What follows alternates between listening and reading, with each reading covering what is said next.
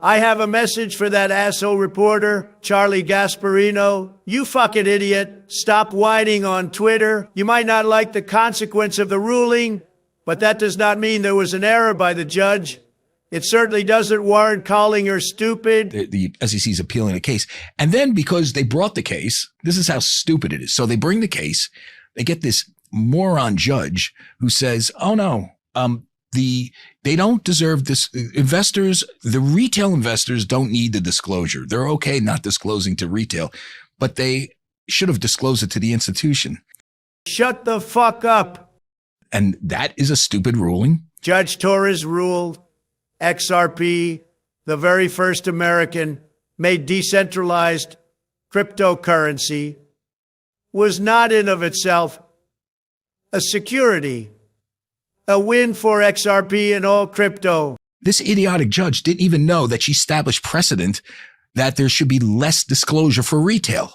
That shows you what a mess bringing this case was and how they went after him. Hey, Charlie, take your head out of your ass and shut the fuck up. In 2 weeks when I'm sworn in, the case versus Ripple is over. It's done. XRP may suffer if it gets reversed, which I think there's a chance it gets reversed and XRP and Ripple's back on the hook. You are a real loser. The case versus Ripple is over. It's done. The SEC may drop the whole thing now that Trump's in there. There's a Trump SEC coming in. Are they going to drop the case, you think? It's time for regulatory agencies to drop a lot of these cases where they've lost at the trial court. If you were a betting man, would they drop the XRP case? I think they should. And no, will they? I would bet they would. That's amazing. Charlie, listen up. You clearly have not been paying attention if you think once I am sworn in on January 20th, that I am going to allow the SEC to continue to drag out this lawsuit against one of the top American crypto companies, Ripple, and the digital asset XRP. Under my administration, the SEC will be overhauled. They've overreached. The SEC, I think for the first time in its history, certainly the first time in the past few decades, was sanctioned by a federal court for lying to the court. Well, that's amazing. Do you know what that does to undermine the dignity and the morale of that as a place to work? And let's be real clear. It's an investor protection agency that essentially went into woke politics when we talk about environmental disclosures and things like that. And politicized. Who do you think will be the next SEC chair? I hope it is someone that has both institutional knowledge of the building, but a deep commitment to innovation and the crypto agenda. Who? Well, there's been some names circulated. I'd like to suggest my former law school classmate, Paul Atkins, I think. I've nominated bold disruptors in my cabinet and as chairman of regulatory agencies to execute sweeping reforms, replacing hostility and enforcement with friendly support for crypto firms and stablecoin issuers to drive GDP growth. I've met with CEOs of top U.S. crypto companies like Ripple CEO Brad Garlinghouse on numerous occasions during my campaign. And after I won the election on November 5th, I am replacing that asshole, Gary Gensler, in his 4-year reign of terror against the crypto industry with a pro-crypto libertarian who's a former SEC commissioner. Paul Atkins. President-elect Donald Trump has named the new SEC chairman, Paul Atkins. And he says he's delighted to announce Paul is a proven leader for common sense regulations. He believes in the promise of robust, innovative capital markets that are responsive to the needs of investors and that provide capital to make our economy the best in the world.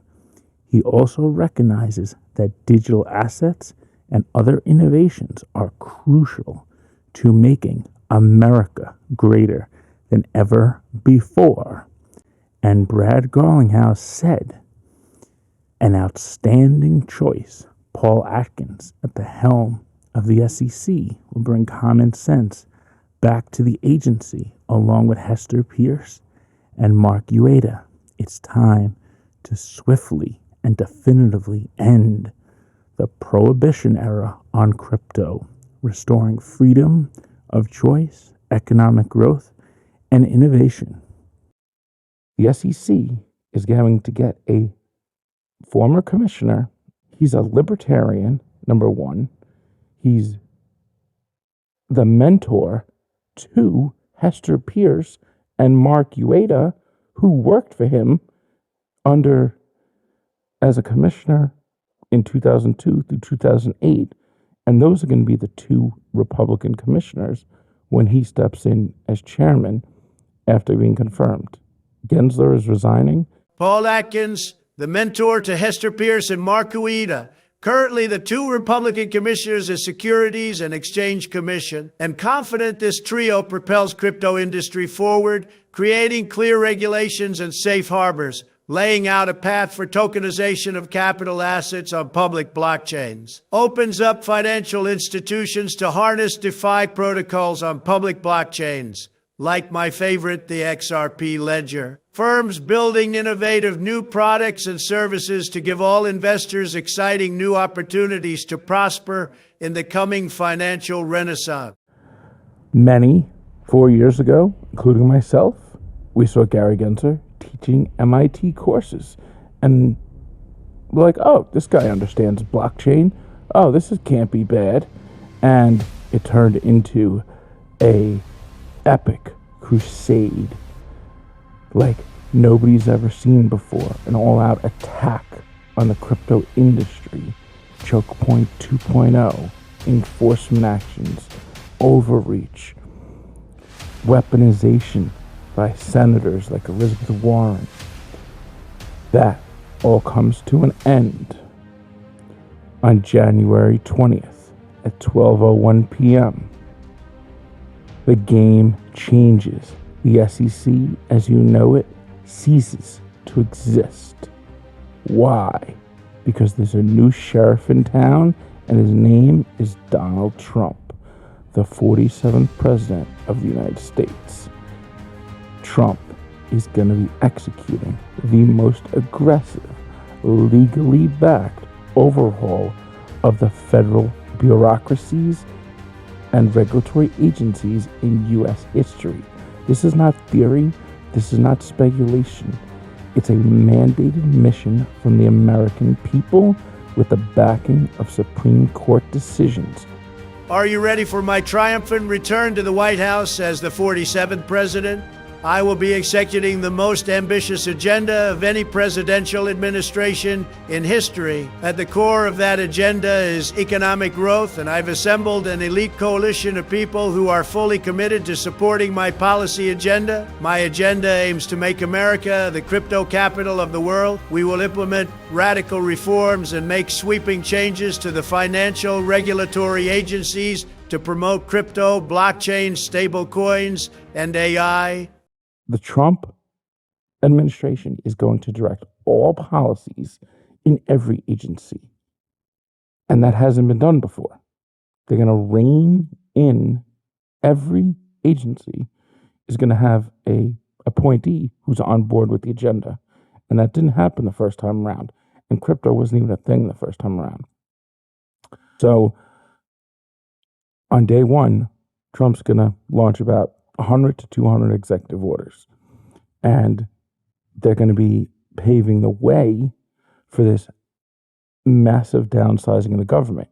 Everything changes when I am sworn in on January 20th, 2025. My administration has been preparing in Mar-a-Lago to hit the ground running immediately after I take office. Washington bureaucrats will feel my wrath as I take a chainsaw to the deep state, draining the bureaucratic swamp that stalled growth. I will issue a wave of 100 powerful executive orders. Day one, dismantling the administrative state, mass repealing unconstitutional regulations enacted by bureaucrats. Together with Elon Musk and Vivek, we'll use AI to wipe out regulations that stifle economic growth. And another important decision was the crypto czar, David Sachs. Trump says this is an important role as David will guide the policy for cryptocurrency critical to the future of American competitiveness. He will work on a legal framework so the crypto industry has clarity it has been asking for and can thrive in the U.S. And Trump said he's going to create a crypto council. Expect Garlinghouse to be on that council, made up of American companies. And I don't know if it's going to be a lasting thing, but it's going to be early and it's going to be swiftly.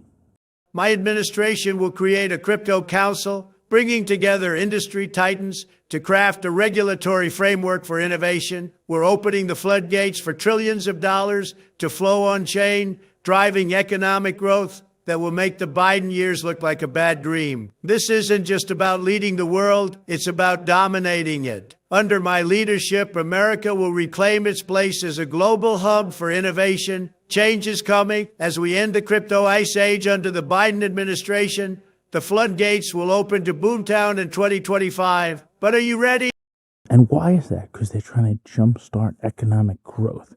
And even this tax-free thing for U.S. cryptos, that should be just like a wake-up call to people. Like, you don't do that unless you're really supportive. Capital gains taxes on American-made crypto gone. Elizabeth Warren's anti-crypto crusade exposed. Her weaponization of federal agencies will be met with investigations and prosecutions. No one gets away with sabotaging America's future on my watch. This isn't just policy, it's a movement. We're unleashing blockchain, Web3, and decentralized finance reshape our economy. Imagine a world where tokenized assets dominate capital markets, where stablecoins drive dollar dominance, and you can invest in new assets free of oppressive regulations. That's the America we are building. The U.S. market is untapped by Ripple because Gary is still telling all the institutions and banks, we think XRP is a security, so nobody's going to touch it. Plus, they can't touch it because they can't custody it. SOB 121 was the rule that Gary wrote.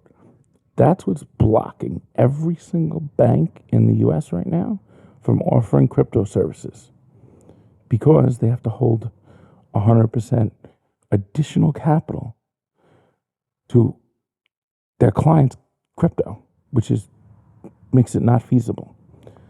And Congress voted the House to overturn it and the Senate. Biden vetoed it. These three ledger agencies are not in the Constitution. And everyone has always focused on Congress because we've had no president that's really been active. But now we do.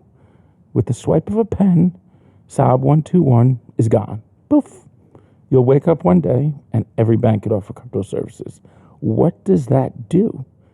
And if you need proof of where Atkins stands, just listen to his words. He's called Gensler's come in and register line as disingenuous. He knows it. It's a trap. It's like telling people to just walk into the lion's den as if they'll be fine. Now, that's not how it works. Atkins knows the SEC has the authority to create clear rules of the road and has been a vocal advocate about it. I do think the chair of the SEC, Gary Gensler, has become a political liability in the United States. And I think he's not acting in the best interest of the citizenry. He's not acting in the best interest of the long-term growth of the economy. I don't understand it. And I think at some point, there will be a new chair of the SEC, and I think that'll be a good thing for the American people. I will appoint a new SEC chairman who believes America should build the future, not block the future, which is what they're doing. Problem right now, at least so from a securities lawyer's perspective, is that when you talk about regulatory uncertainty, I mean, it's humongous with respect to the actual digital assets themselves. Are they security? And here's where the regulation through enforcement comes in under the current regime. And I think the current chairman is very disingenuous when he says famously, oh, it's easy. I mean, all you have to do is comply with the law. You can read it as well as I can or hire someone to help you. We have these easy forms on our website that you can just fill out. Form S1. How about that? But it doesn't really address like how, who is the management? What is the ownership? What is how are you going to do audited financial statements of, whatever, pick your coin out there, and especially in the DeFi area. So it's inapposite for, these rules to attach to them. And so that's the real thing that, maybe it's Congress who has to do it. I think SEC has enough authority under the Securities Act and Exchange Act to address it. But unfortunately, unlike historically, when you look back at the SEC, it has accommodated new technologies. The SEC reacted to developments in the industry and to try to, help the technological development there. And I think that's the real problem right now, is relying on the Howey test, which is 80 years old. Judge-made law. I think once in the Coinbases and others of the world are now under litigation, and so sooner or later, I think Howard's going to go to the Supreme Court, and I bet the justices are going to look at this and think, "Oh my goodness, this judge-made law has created even more of a mess as to how does one identify what a security is." And I hope that they will address it and kind of clear it up. But in the meantime, I think the SEC needs to address this really fundamental underlying issue. And now there's this feeling like, well, if I don't vote for enforcement, I'm not strong on enforcement. And if I, rather than holding rigorous standards to what's going through. As you look into the future, look, our markets are continually changing, technology is changing as always, the law and regulations changing. The next 2 to 5 years, what are areas that you think warrant focus going forward? But I think even a bigger issue is whether, now we have these independent agencies are about 100-ish years old. If you leave across leave out the Interstate Commerce Commission, which is an old railroad thing that is about the only one that got put to its death. But the rest of the agencies have been around 100-ish years. And the idea growing out of the whole progressive era is, we can have this group of mandarins, these, nonpartisan bureaucrats, and they can figure out, what the right, efficacious path forward is.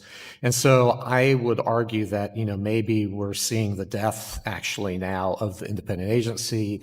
He's seen the industry's frustration, confusion, inconsistencies, and enforcement actions that feel more like a mob tactics than regulation.